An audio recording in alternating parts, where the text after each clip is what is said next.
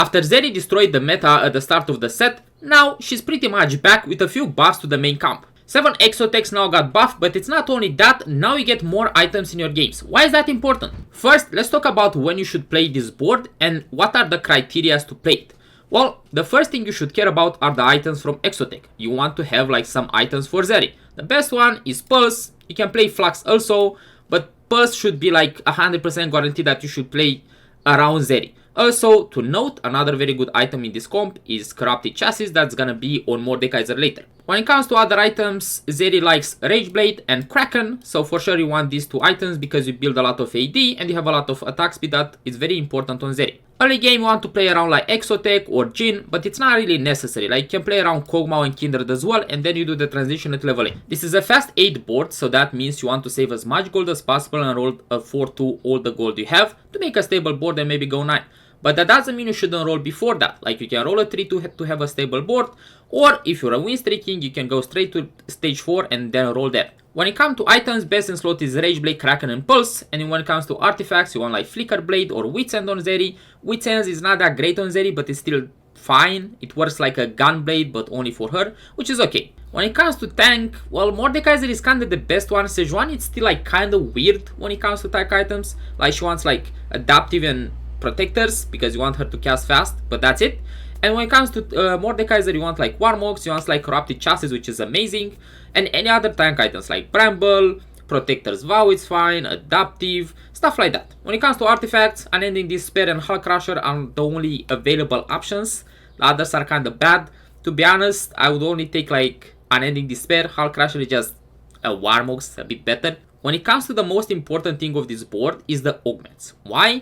Because you can see here there's a lot of stuff, but I want to pay attention to like two things. One is Trade Tracker and second is Buried Treasure. There is one thing they have in common, and that is that you get a lot of items.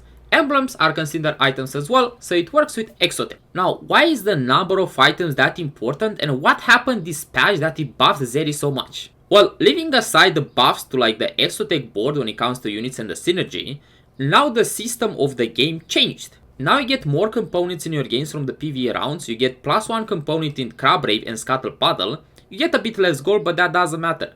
Why is the number of items so important on EXOTECH? EXOTECH works like the old scrap where you would get like shield per component. Now on EXOTECH you get like HP and attack speed based on the number of items you have on your EXOTECH champions. That's why it's extremely important in this camp to take augments that have like items or emblems and stuff like that. Of course you're not gonna go and build, that's why it's very important to take in this camp augments that gives you like components or completed items and stuff like that. There are multiple ones like Sword Overflow, Belt Overflow and things like that, which is very good. That doesn't mean you should stay away from like combat augments or economy augments, especially at 2-1. It's still a level 8 board that requires a lot of gold. Now the patch is kinda new, so I cannot tell you how broken this board is.